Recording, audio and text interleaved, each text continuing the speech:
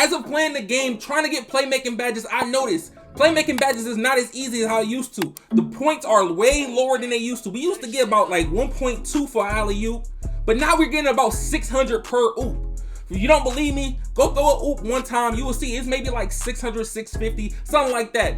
But you see right now I have all my playmaking badges. I can say with this method, it should take you about a day and a half, maybe 2 days to get all your badges. Based on your badge count, it should take you at least 1 or 2 days to get all your badges. That's hands down, it's literally the fastest way you will be able to do this. So look, going into my career route, it's the same way as the warehouse. When you're in the warehouse, you're mostly going to be playing 2v2 or 3v3. If you're somebody that doesn't pick up on defense real quick, I would prefer you to play the warehouse. But if you want to play my career, this is what you're going to do. You're going to go to your settings, you're going to put it on Hall of Fame. If Hall of Fame is going to be too hard, because I can tell you, CPUs in Hall of Fame, they're not going to play with you. They're going to be double teaming you a lot. Even on Pro, they're going to double team you. But on Hall of Fame, you have to be on your game. But I recommend people to play on Superstar. If you can't play on Hall of Fame or it's too intense for you, play on Superstar. If you're playing on All-Star, it's no point in you even touching that. You're not going to get nothing. As some of y'all may know, when you was trying to get playmaking badges, y'all know it was just lobs. Okay, it's lobs with flashy passes. You can do with some mixture, but with doing lobs this year, you know it's pick and roll. Pick and roll is somewhat the easiest way, but it's also the most dangerous way, doing pick and rolls. When you're doing a pick and roll, you know, oh, run around the screen. If you run around the screen, you're gonna end up somewhat getting helped on defense, especially how these CPUs are. They're gonna help almost every time. So I'm gonna show you. When I'm actually running around the screen, like at the early point of the game of me not scoring, you have to run wide around the screen. You have to. If nobody's on that wing of you working around, you have to run wide. If you can't run wide, they're going to pick up and they're going to trap you and they're going to give you a bump animation. Look, I'm running wide. He cannot help. So the other person that's on the screen picks up. But when you're going to do this as well and you run somewhat close, you will see.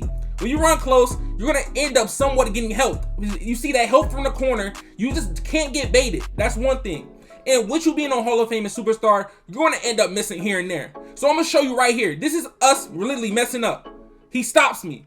If you see somebody cut you off, let go of your left stick. Please let go of your left stick if somebody cuts you off. But when I do my method of running away from the screen, you will get an oop every time. So when you're going to the opposite position of the screen, you will get open every single time. Look, I call for the screen, run back to the same side the screen is away from me. So if he's sending the screen on the left, you're running to the right no matter what. The key is to make the defender tap the screen. If you make the defender tap the screen, he has enough time to slip with you being able to throw the oop.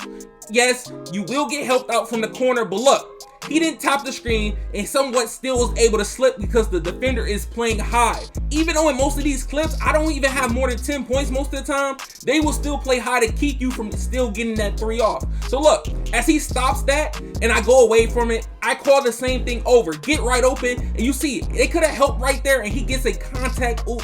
So look, like I told you, alley-oop assist. Attack the basket. Please attack the basket with him because that's extra little my points that you get. And pick and roll assist. With pick and roll assist, you have to tap the screen. If you don't tap the screen, you're not going to get as much for actually throwing the oop. If you someone that doesn't like to play long my career games, like you can play an 8-minute quarter if you want to, you will still get 50K in my points. But for badges, for playmaking, you'll get about 20K. But if you're somebody that's going to play that 12-minute quarter, you're going to be looking at 25 to 30K a game just for throwing at least 50 to 60 lobs. If you cut it in half, you're going to get that 20, you're going to get that 18. But hopefully this helps you guys get all your playmaking badges the fastest way and the most effective way on NBA 2K21 Next Gen. But if you enjoyed this video, make sure you like, comment, subscribe, and put on those post notifications. It been your man ChaMoma, and I'm out, y'all. Peace.